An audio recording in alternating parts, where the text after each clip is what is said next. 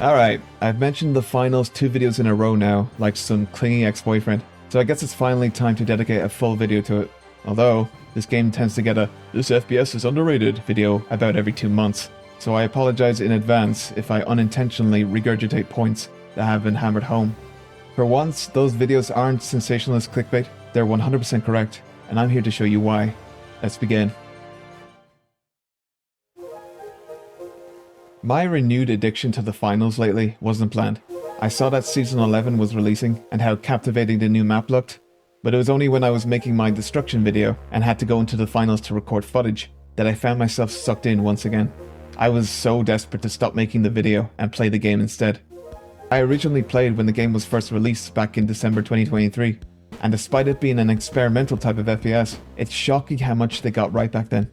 There were no fundamental flaws baked into the core, just some elements that needed tweaking for balance sake.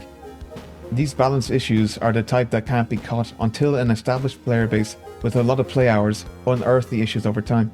Considering how other FPS games take many months and sometimes years to slowly roll out the features and changes that should have been there at launch, the finals made a powerful statement by being a finely tuned experience from day one. But we're not here to talk about the past. Let's talk about the main draw and its most impressive mechanic, destructible environments. I'll try not to repeat too much of what I said in my video about the subject, but here's a summary of why it's such a big deal in the finals compared to something like Battlefield. The destruction in the finals is completely dynamic and freeform. It has actual physics ingrained into the structure's integrity, meaning that a building will crumble based on what supports are destroyed first. Battlefield's destruction, although still impressive, is linear and akin to a health bar. You deplete the health bar of a building and it will crumble the same way every time. You create a hole in the wall of a structure and the hole will look the same, or at least very similar, each time. That works better for Battlefield because of the way DICE designed their maps, but once you get a taste of destruction in the finals, a part of you will wish that every game had it.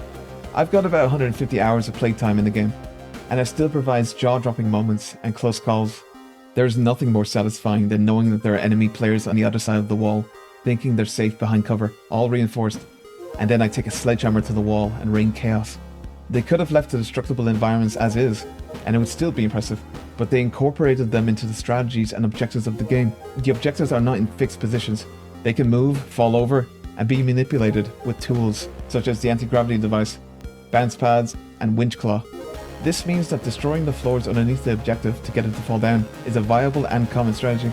If you control the objective, you can flatten the building around it, leaving it completely exposed so that you can spot enemies trying to take it and shoot them comfortably from a distance.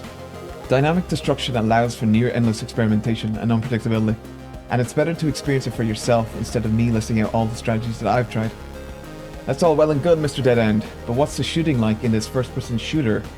It is so satisfying. You can really tell that these are ex-DICE devs who worked on the best Battlefield games. There's a lot of that DNA, but it feels way more refined. It's punchy and visceral. Pair that with a refreshingly high time to kill, and you have yourself some crazy gun battles. Side note, I've always preferred a high time to kill, knowing that when someone gets to jump on me, I still have a decent chance of escaping and or countering. Plus, it's a better test of skill because you can't rely entirely on the element of surprise or lucky shots to secure your kill. That's not to say I haven't enjoyed games with a low time to kill. I play Rainbow Six Siege, which is extremely punishing in that regard. Not to mention my favourite FPS being Hunt Showdown, which is almost equally as punishing, with its very low time to kill. As for other games, I've always gravitated towards a high TTK. I like intense battles that have the capability to be drawn out, where anything can change despite the odds being against you initially. Of course, this element can vary dramatically between the 3 different classes you choose from, light, medium, and heavy. All of them have different abilities, weapons, and certain gadgets. All 3 have very distinct playstyles, and I find myself constantly cycling through all of them because they each provide a different flavour of fun. For other games, I usually dedicate full time to one type of class or playstyle once I've found my niche, but something about the finals pushes me to try every weapon, gadget, and strategy. Light gives me the speed and stealth gameplay that I crave. Medium fulfills my affinity for supporting teammates. And heavy satisfies my desire to be an unstoppable force that meets very movable objects.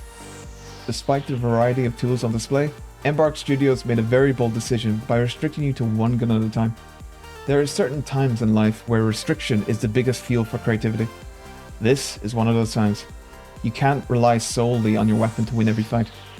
You'll have to use whatever tool you have whether it be a mine, grenade, turret, winch claw, or the many arena-style pickups that you find. The weapons themselves are a curious choice because they're mainly retro, despite their futuristic setting. It's a very welcome decision, because I always prefer the classics. Give me the AK any day. With Season 11's release sees a complete overhaul to melee combat. It's a lot of fun once you close the gap between you and your enemy, and the sheer panic that ensues from their end. It's glorious. The main game mode is called Cash Out, but I mainly play Quick Cash, which is a shorter one-round version. 3 teams of 3, grab a cube of cash, and take it to one of 2 vaults. Then try to defend the vault from being stolen by other teams before the timer concludes. If close calls were a game mode, this would be it. However, there is now another game mode that's new to me because I've only come back to the game. It's called Point Break. 2 teams of 8, attackers and defenders. It's like a mix between the 2 Battlefield game modes, Rush and Breakthrough. There are 3 objectives that attackers must destroy by arming bombs and keeping them armed until the timer runs out. Then when all 3 objectives are destroyed, 3 new objectives activate in a new zone further back. You keep pushing the defenders back until you win. It feels very at home in this game, and now that I've played a lot of it, I'm surprised a game mode like this didn't arrive sooner. One thing I'm very happy to report is how Embark have handled changes to items and gadgets that are abused. For example, at release, the defibrillator used to work like Battlefield's version, instant revive. This was very overpowered, and it made it so that you'd be at a severe disadvantage if you didn't equip them to your class.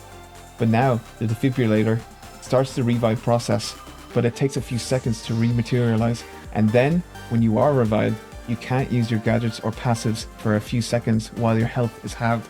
But now you have to be very careful when choosing to revive your teammate with this gadget. A second example is the nullifier. This used to be the one gadget that would kill any fun for me in the early days. If you were hit by it, you couldn't do anything but stand there and be shot to death. Now, the nullifier makes it so that you still can't do anything, but the enemy can't do anything to you either, and you can still move around. I'll give you one last example. Back then, if you didn't bring healing items, you'd be once again putting yourself at a disadvantage. So, Embark added healing pickups. Now you can still find ways to heal yourself and your teammates, even if your class is devoid of any healing items. These kinds of changes prove to me that Embark actually played their own game and wanted to be as refined as possible, whilst maintaining its chaotic identity. That's a narrow line to balance, but they're pulling it off. On the topic of welcome changes, by the 9 Divines, the return of the list format for menus. The finals used to have that plague streaming service UI that has infected every modern shooter. So imagine my surprise when I returned to the game in Season 11 and saw this beautiful and simple list format. There is a god after all. Let's talk visual style. Wait, something about this seems familiar. Bright shiny colors, clean utopian aesthetics, climbing mechanics that allow you to traverse buildings. Welcome back, Mirror's Edge.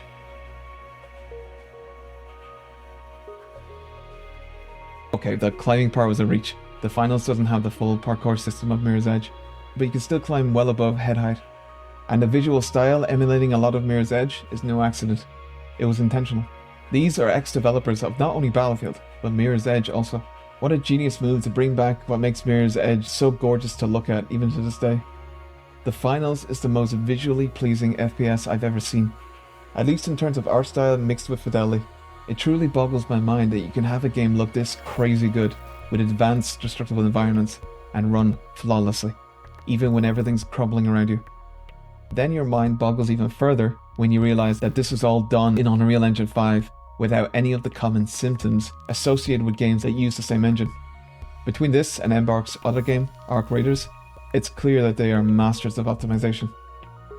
It ain't all sunshine though. This game's monetization is pretty abysmal. Yes, it's a free game, but man, almost everything is jacked up in a currency that you can only earn through battle passes rather than extended playtime or completed challenges.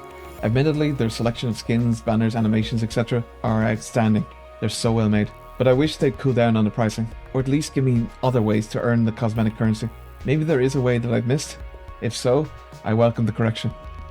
Arc Raiders has a better system, even though it isn't perfect either.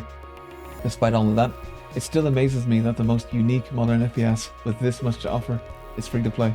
It should be doing much better than it currently is, but I'm relieved that it established a committed player base instead of dying off, because this would have been one hell of a loss. Within a genre that is infested with disappointment, the finals continues to thrive, backed with full confidence. So do yourself a favor and at least give it a try. It's a lot easier for me to recommend it due to it being free. It has crossplay between PS5, Xbox and PC, so you can bully some friends into trying it out with you. If you're intimidated by how crazy the footage is in this video, fear not. They just added a bots mode, so you can get all the practice you need before diving in and defeating the humans. Now all they need to do is add mechs, so we can pretend that we have Titanfall 3. I'll be waiting, Embark. Thanks for watching.